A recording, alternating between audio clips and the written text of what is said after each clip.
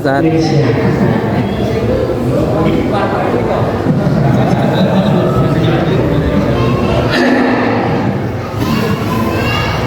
Nahmaduhu wa nusalli wa nusallimu ala rasulihil karim wa ala alihi wa sahbihi ajma'in, amma ba'd. Qala Allah ta'ala fi kitabihil karim, qul bi fadlillahi wa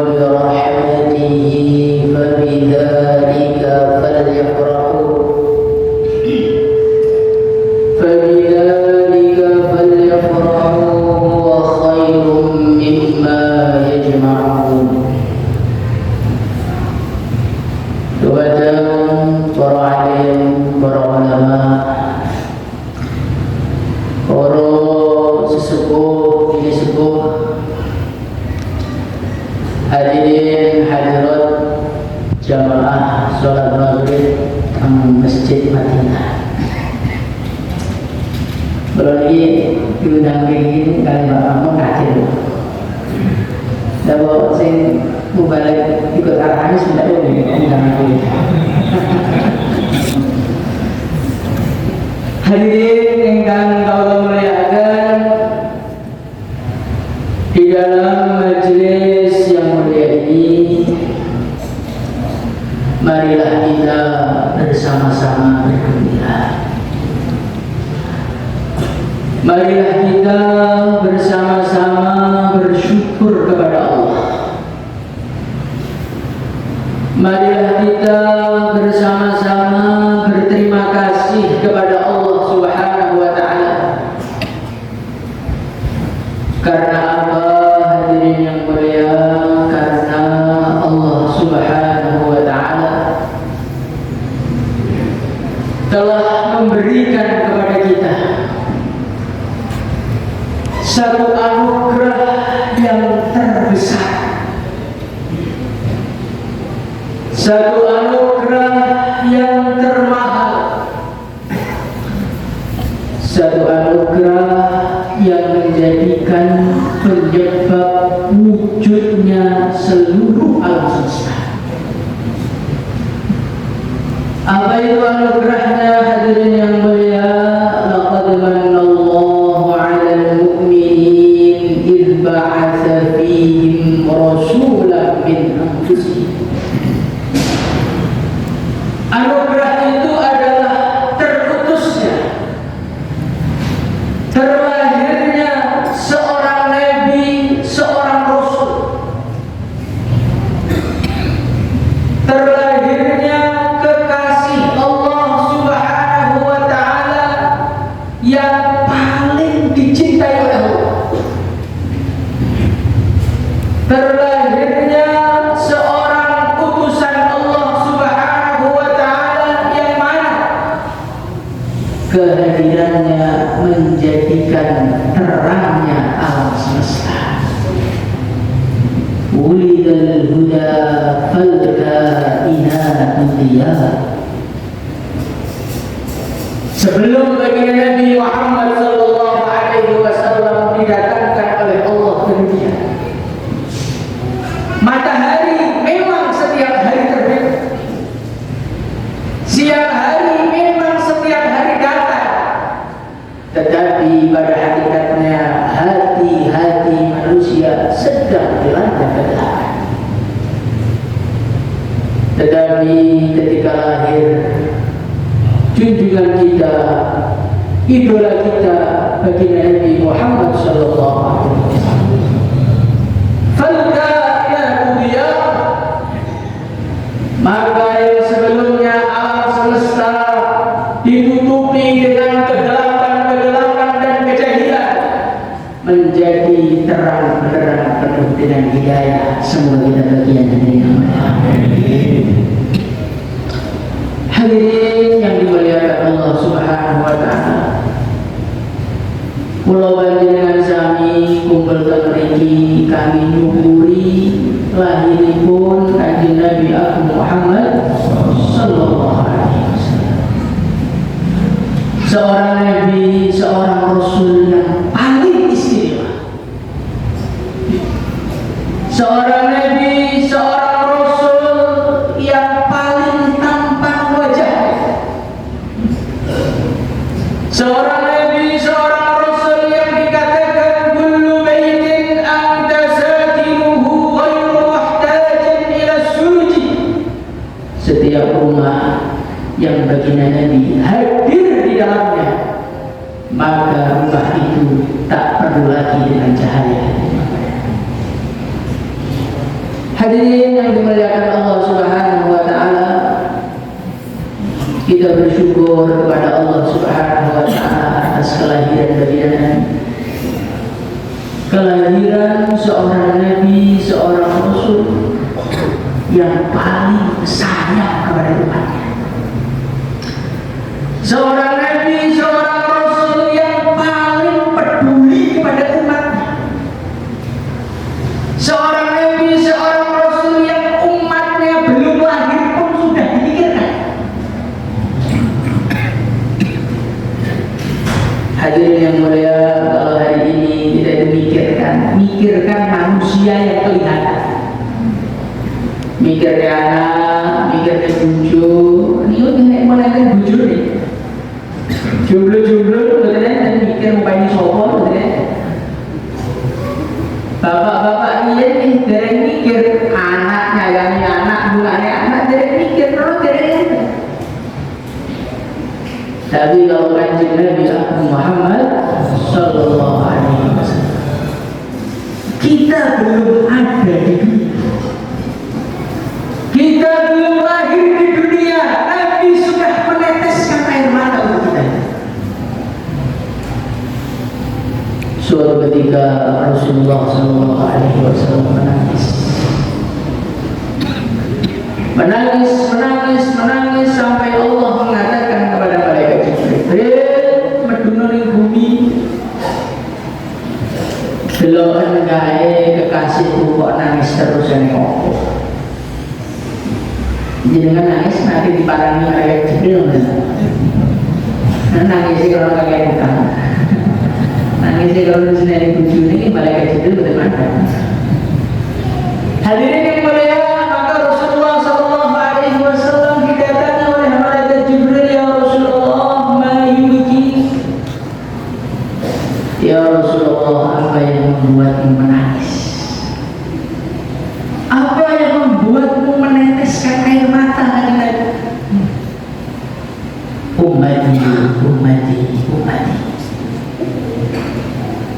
Wahai Jibril, aku sedang memikirkan umatku. Man li ummati min ba'di, nanti setelah kepergianku, siapa yang bertanggung jawab untuk umatku? Aku mana geger diri sekarang mau pengen sopo besok. Di kelakuan sampai tadi nanti memprofil. Karena man li ummati min ba'di, sopo sekarang urus umatku? Siapa Siapa yang mau mengajak mereka memikirkan agama? Siapa yang mau menuntut mereka ke surga? Man li ummati min ba'di. Maka malaikat Jibril langsung melaporkan kepada Allah. Ya Allah, kekasihmu sedang menangisi umatnya. Hadirin yang mulia, maka Allah Subhanahu wa taala mengatakan kepada Jibril, "Qul li Muhammad, inna sanurdihi fi ummatihi wa la nasuquhu abada." Katakan hai Jibril kepada Muhammad, inna sanurdihi fi ummati, urusan umatnya enggak usah khawatir, enggak usah sedih, enggak usah bingung, enggak usah suntuk. Inna sanurdihi, aku pasti akan meridhokan Muhammad urusan umatnya. Wala nasuquhu abada, dan aku tidak akan pernah membuat sedih Nabi Muhammad urusan. Hadirin yang mulia, maka melihat hadis ini seorang ulama membuat sebuah syair qarna fid-duha wa la sawfa yu'ti fasarra qulubana dzaka al-'ata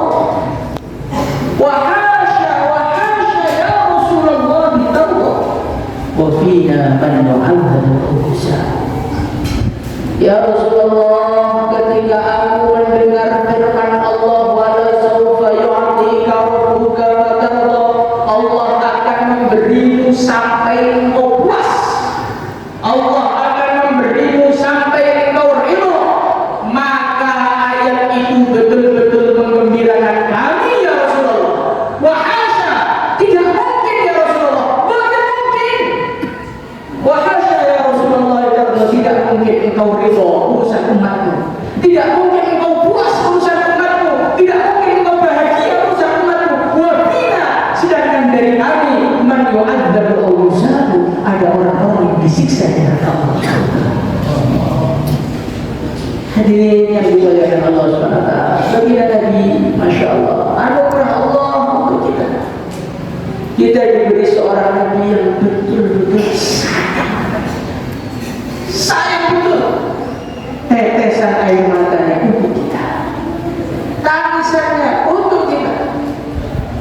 Beliau menahan doa andalannya untuk kita ini. Dalam satu riwayat Rasulullah Sallallahu Alaihi Wasallam, beliau bersabda, "Likulli nabiyyin da'watun mustajabah." Setiap para nabi, para rasul, mereka semua memiliki doa pamungkas masing-masing.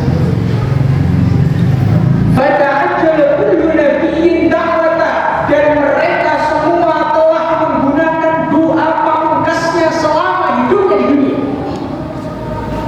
La tadar 'alal ardi minal kafirin dayyara. Nabi berdoa, orang kafir musnahkan, habis semua. Nabi Musa doa, Fir'aun habis, Namrud habis. Tapi Nabi mengatakan, wa ana akhtabiru da'wati, kalau dakwahku, kalau doaku pada Nabi itu simpan. Padahal orang yang paling berat ujiannya, paling berat tantangannya, paling berat penderitaannya, asyadun nasi bala'an al-anbiya, orang yang paling berat ujiannya ini para nabi, para rasul. Para nabi, para rasul yang paling berat, ulul azmi minar rusul. Sila dua, ulul azmi minar rusul sudah kawan. Nabi Nuh, Nabi Ibrahim, Nabi Musa, Nabi Isa, terus terakhir Kanjeng Nabi Agung Muhammad. Dari 5 nabi paling berat siapa? Rasulullah SAW. Walaupun nabi penderitaannya paling berat, tantangannya paling berat, gangguannya paling berat.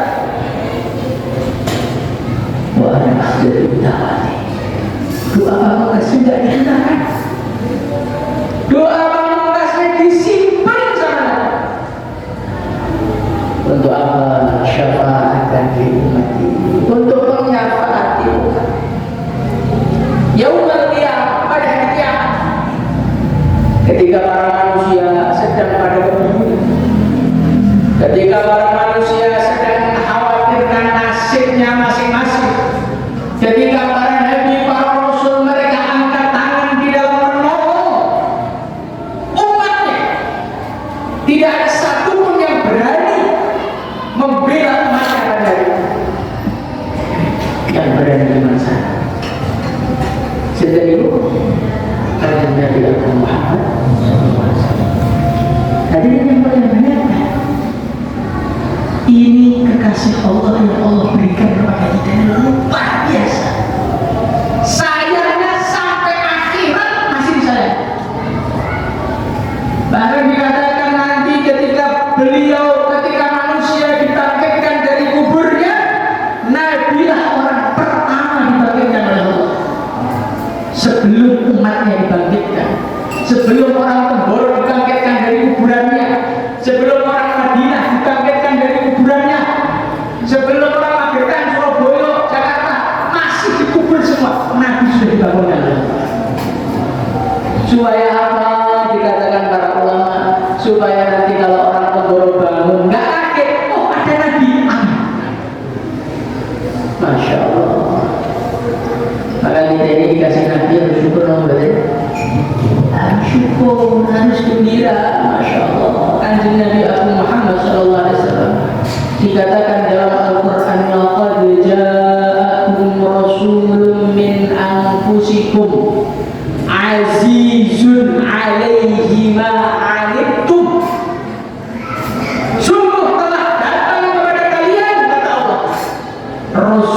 seorang utusan yang mana karakter beliau adalah harisun alaikum azizun alaihi ma anittum, enggak kuat kalau melihat umat yang menderita, berat di hati melihat umatnya menderita, melihat umatnya sesat itu gak tega, melihat umatnya masuk ke neraka itu berat di hati. Makanya lagi-lagi kita berat yang betul cuma boleh karena tidak terlalu betul, nah ini tampakkan penderitaan bukan betul di dunia dan di akhirat. Makanya tadi katanya Alhamdulillah yang Allah melihat ini kelah ajinan melenteko ini kali jenengan melas ini melas akhirat maksudnya, tapi nek melas tentunya betul pakai duit kan itu biasa Allah. Oke, so karena di pandangan Nabi betul di duit malah sama suatu. Coba lah.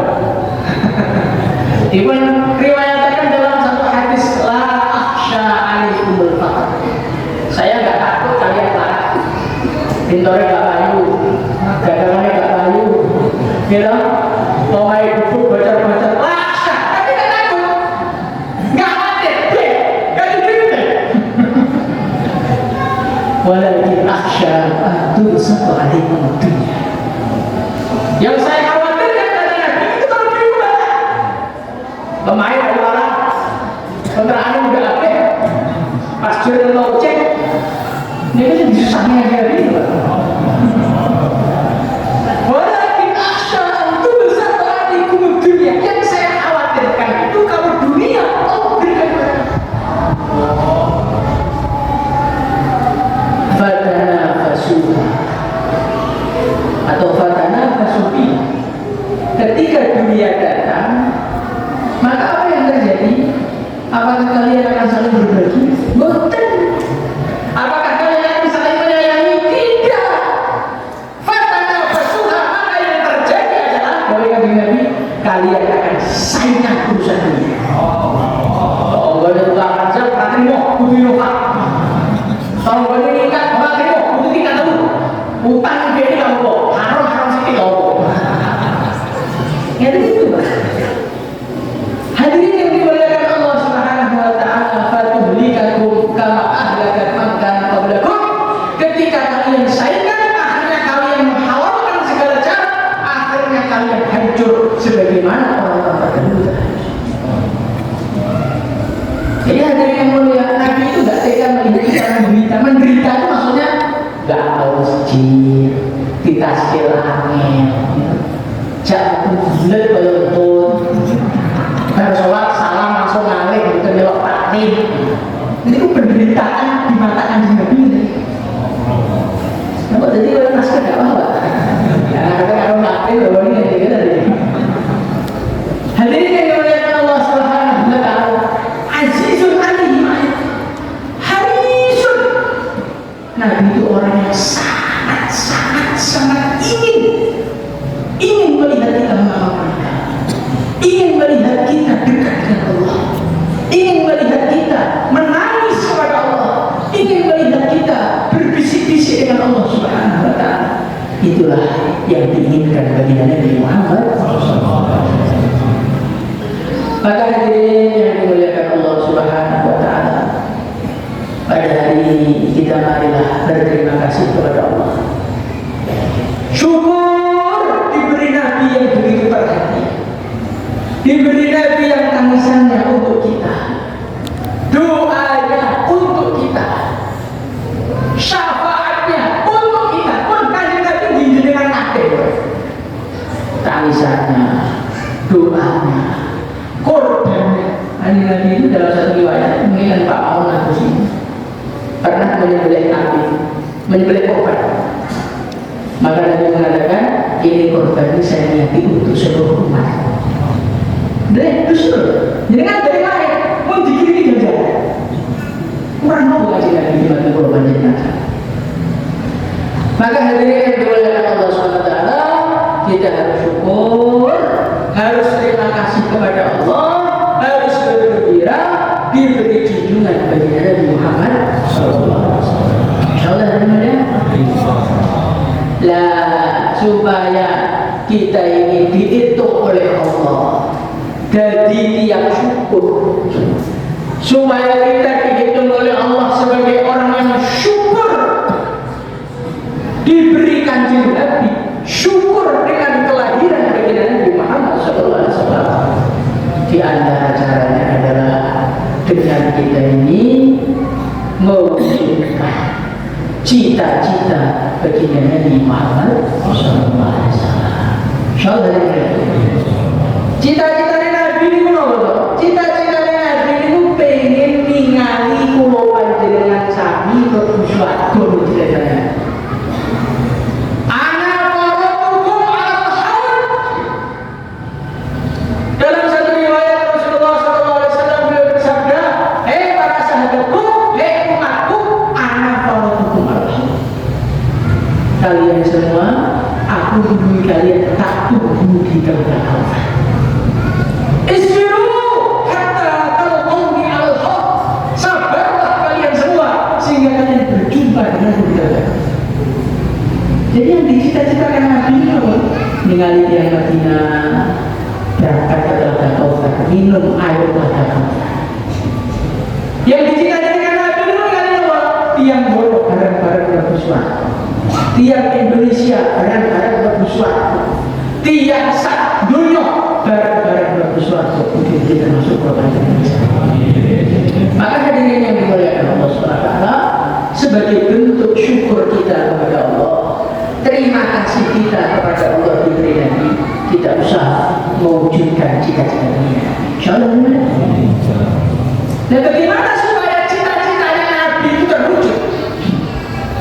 Dalam satu hadis Rasulullah SAW beliau bersabda, "Faman arada an yuzahzaha 'anil nar wa yudkhal jannah falta'tihi maniyatuhu wa huwa yu'minu billahi wal yawmil akhir wal ya'ti ila an-nas ma yuhibbu an yu'ta." Kalau kita ingin mewujudkan cita-cita Nabi, umatnya menjadi penghuni surga, umatnya menjadi orang-orang yang diridhai Allah, Rasulullah SAW telah mengajarkan kunci masuk surga. Nopo kuncine sing pertama, fal ta'tihi maniyatuhu wa huwa yu'min billahi wal yawmil akhir. Iman yang telah Allah berikan ini jaga sampai kematian datang kepada kita, iman masih tertancap di diri kita. Insyaallah dijogo iman ini. Nek pengen wujudnya cita-citanya Kanjeng Nabi dari ahli swarga, syaratnya pertama imane dijogo. Apa? Imane dijogo. Karena iman itu perkara sing saged ical kapan mawon. Iman itu perkara yang bisa hilang kapan saja. Maka supaya iman ini selamat, kita harus jaga. Gimana cara menjaganya? Jauhkan diri dari kemaksiatan. Setiap perkara yang haram itu akan melemahkan iman. Setiap dosa niku badhe nglemes ning iman. Monggo sampeyan umat ganjaran kula. Sak sedotan lemes sithik. Kalau sedotan bener ya. Nawar imane sing udut sak akeh harus sak sok benten. Lemah itu benten. Saya percaya ini gampang ya. Imane tiyang sing ngeswap pisan kalih berak-berak kalau oleh pinter ngeswap itu. Kalau cerita-cerita enggak kroso buat ini. Baik, tapi kita ngomong ya, iman itu. Iman itu wa makan kalimatin thayyibatin kasyajaratin thayyibah. Iman itu seperti pohon. Pohon itu kalau disirami tambah hari tambah sehat. Kalau dibiarkan begitu saja, tidak dipupuk, akhirnya tambah hari tambah lagi tambah lagi tambah lagi.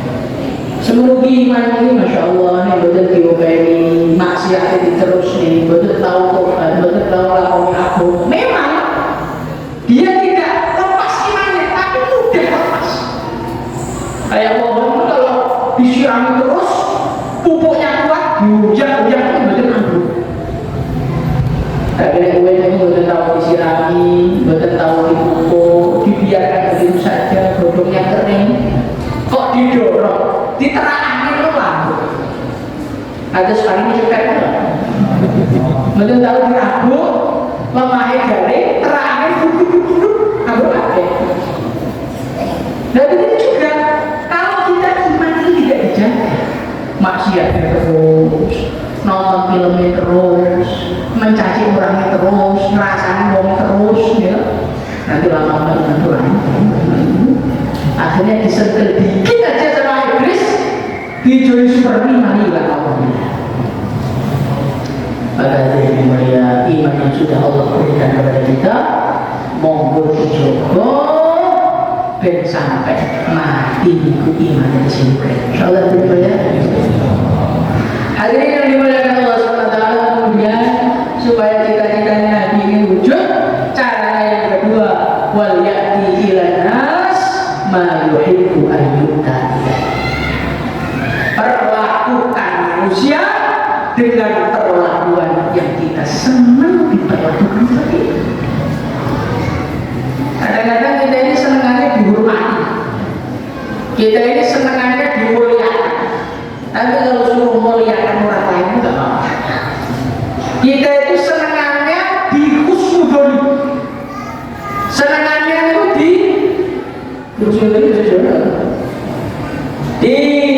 baik sangka. Kalau ada orang ngatain jelek kepada kita langsung klarifikasi dengan segala argumentasinya. Saya itu sebetulnya enggak begini. Sukanya dihusnudoni, tapi senangannya sukudon kalau Islam. Dan ini yang menghambat orang masuk surga ini. Tidak memperlakukan manusia sesuai dengan perlakuan yang kita suka dibaca. Kalau kita senang dipuji, pujilah orang lain. Kalau kita senang dihusnudoni, husnudonlah kepada orang lain. Kalau kita senang orang lembut kepada kita, lembutlah kepada orang lain. Bagaimana insyaallah dengan gabungan penjagaan iman dan akhlak ini, insyaallah kula panjenengan sami mati terus mlebu swarga. Nek mlebu swarga nyemange kanjeng Nabi. Maka hadirin yang dimuliakan Allah Subhanahu wa taala, di dalam acara Maulid ini bagaimana kita syukur dengan kelahiran Nabi diwujudkan dengan menjaga iman dan menjaga akhlak. Insyaallah ya. Nah ini kalau pengen imannya terjaga, akhlaknya terjaga, harus bikin suasana perjuangan. Itu saya ini. Tanpa ada suasana perjuangan, iman dari loyo, akhlak dari loyo. Perjuangan ala Rasulullah SAW. Kenapa ala Rasulullah? Karena perjuangan Rasulullah itu penuh dengan akhlak. Kadang-kadang mau perjuangan, tapi lalu kalau aja Nabi, akhirnya kamu begini. Ente di daerah kamu, begitu. Maka hadirin yang dimuliakan Allah SWT, kita hidupkan suasana perjuangan, suasana mengajar, kerjasama, menghidupkan agama, saling bantu-bantu, saling tolong-menolong, saling melindungi, saling menghormati, saling menjunjung tinggi. Dengan seperti itulah insya Allah cita-cita bagi Nabi ini akan kita termasuk orang yang akan mengerjakan. Semoga kita semua yang ada di sini mungkin jadi orang-orang yang mengembirakan bagi Nabi, menjadi orang-orang yang diizinkan oleh Allah untuk sowan kepada Nabi di Madinah sana, dan termasuk orang-orang yang diizinkan Allah untuk salaman dengan kanjeng Nabi di surga sana. Dan Nabi berjumpa dengan kita dengan wajah yang berseri-seri. Sambil berdiri di Madinah, masya Allah. Ngomong Madinah, mau pergi. Saya itu terlalu beri. Atau beri. Beri enak. Saya acak-acak Allah sahabat. Saya itu langsung dengan insya Allah. Nanti ini saya mati ada. Betul berapa keadaan. Nanti itu saya. Mungkin kalau banyak macam diizinkan kepada Rasulullah kumpulkan Nabi tahu pada muslim.